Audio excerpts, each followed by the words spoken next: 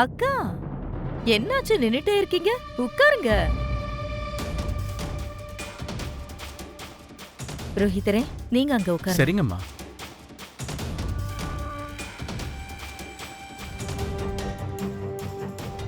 என்னாச்சு? அக்கா இன்னும் வராம இருக்காங்க. ஒரு வாரம் இல்ல 10 நாளுக்குள்ள நல்ல முகூர்த்தத்தை பார்த்து சொல்லுங்க. மன்னிச்சிருங்கம்மா, இவ 2 பேர் ஜாதகத்துக்கும் 2 மாசத்துக்கு நல்ல முகூர்த்தமே கிடையாது. 2 மாசம் காத்துக்கிட்டு இருக்கணுமா? இதுக்கு நடுவுல எந்த முகூர்த்தமும் இல்லையா? இருந்தான சொல்லிருப்பேனேம்மா. நீங்க ஒரு வாரம் 10 நாளுக்குள்ள நடக்கணுங்கிறேன். 2 மாசம்னா லக்ஷ்மிக்கு தேவையான டைம் கிடைக்குங்க. நான் தான் சொன்னேன்ல அரவிந்தா, கடவுள் ஏதாவது ஒரு வழியில நம்ம லக்ஷ்மிக்கு உதவி செய்வாருன்னு. முகூர்த்த ரூபத்துல உதவி செஞ்சிருக்காரு. ஜோசியரே, ஐயா, நாளைக்கு முகூர்த்தத்தை ஃபிக்ஸ் பண்ணிருங்க.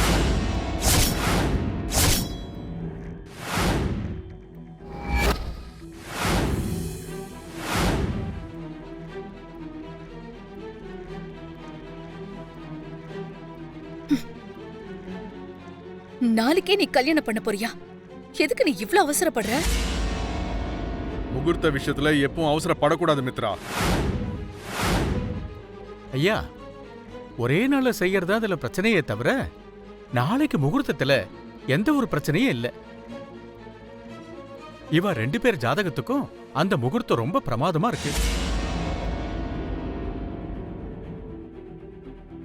அந்த முகூர்த்தத்துல கல்யாணம் ஆயிடுத்துன்னா அவளை யாரும் பிரிக்க முடியாது. எங்களுக்கும் அந்த மாதிரி முகூர்த்தம் தான் வேணும். எங்க பையனும் அதை தானே சொல்லியிருக்கான். உடனே லக்ன பத்திரிகையை எழுதி எல்லாருக்கும் சொல்லிடுங்க புரோகிதரே.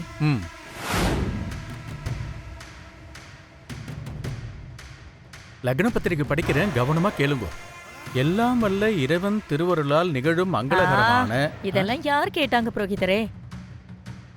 மாப்பிள்ளை பொண்ணு பேரு முகூர்த்தத்தை சொல்லுங்க போதும். சரிங்கம்மா.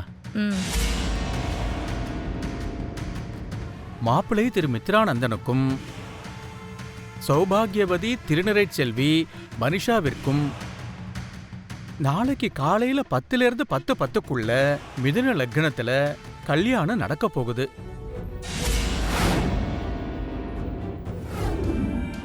லக்கி ஸ்கூல்ல பட்னி கடந்தானா அத மனிஷாவால தாங்க முடியாதுல்ல மித்ரா.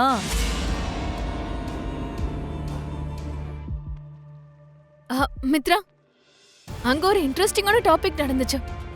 உன் ஃபாதர் யாருன்னு சொல்லி மேம் ஜுன்னு கிட்ட கேட்டுட்டு இருந்தாங்க. ஆனா அவன் எதுவுமே சொல்லல. அவனுக்கு அப்பா இருக்கானோ இல்லையோ, ஒருவேளை இருந்தோ அவங்க அம்மா சொல்லலையோ. ஆன்ட்டி, ஐ திங்க் ஜுன்னோட மதருக்கும் அர்ஜுனுக்கும் ஏதாவது அஃபேர் இருக்கலாம்ல. அதான் ஜுன்னு ஃபாதரை பத்தி எதுவும் சொல்லாம இருக்கலாம். மனிஷா,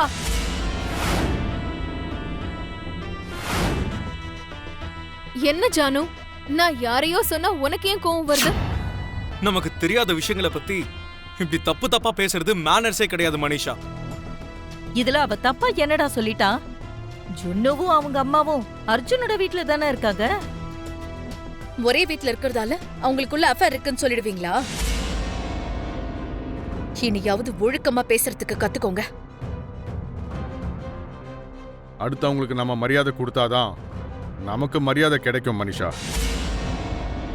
வாய் இருக்குங்கிறதுக்காக வாய்க்கு வந்தபடிலாம் பேசக்கூடாது.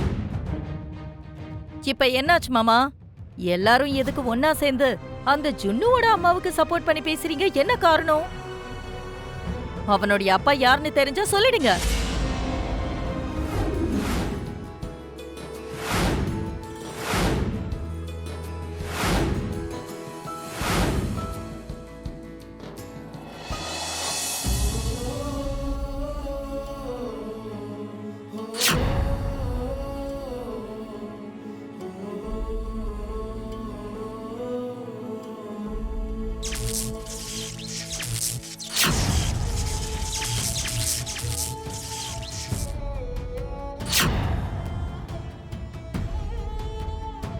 மனிஷாவோட நிச்சயதார்த்தம் நடக்கவே கூடாது. அது நடந்துச்சுன்னா உங்க குடும்பத்துக்கு அபசகுணம் ஏற்படும். மித்ராவோட வாழ்க்கைக்குள்ள வரக்கூடிய கண்டங்களை தடுக்க முடியும். மித்ராவோட ஜாதகப்படி மனுஷா கூட நிச்சயதார்த்தம் நடந்தாலோ இல்ல கல்யாணம் நடந்தாலோ அது மித்ராவோட உயிருக்கு ஆபத்து. ஒவ்வொரு நிமிஷமும் மித்ராவை ஆபத்து சூழ்ந்துகிட்டே இருக்கும். எப்போ அந்த ஆபத்து மித்ராவை தாக்கும்னு தெரியாது. எப்போ மித்ராவோட தலையில ஆபத்து தாண்டவமாடும்னு யாராலையுமே சொல்ல முடியாது.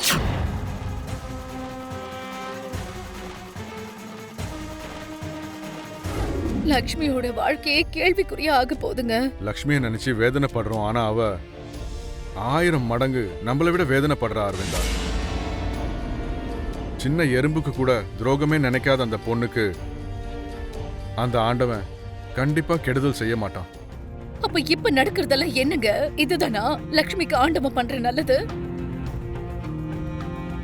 இந்த கல்யாணம் நடந்தா தானே லக்ஷ்மிக்கு கெடுதல் நடந்ததா நினைக்கிறதுக்கு.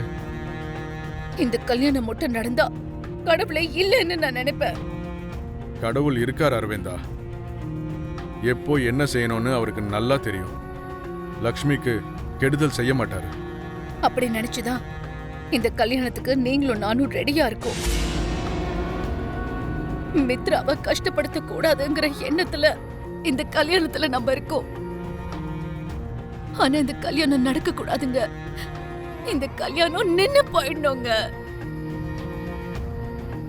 நான் லக்ஷ்மிக்கு அத்தையா இருந்தாலும் அம்மாவை இழந்து தவிக்கிற லக்ஷ்மிக்கு ஒரு அம்மாவா அவளுக்கு கெடுதல் நடக்க கூடாதுன்னு அந்த கடவுளை நான் வேண்டிக்கிறேன். நீ ஆசைப்பட்ட மாதிரியே நடக்கும். நீ இப்படி அழுதுகிட்டு இருக்கிறத யாராவது பார்த்தா நல்லா இருக்காதுமா. நீ போய் வந்த சொந்தக்காரங்களை விசாரி.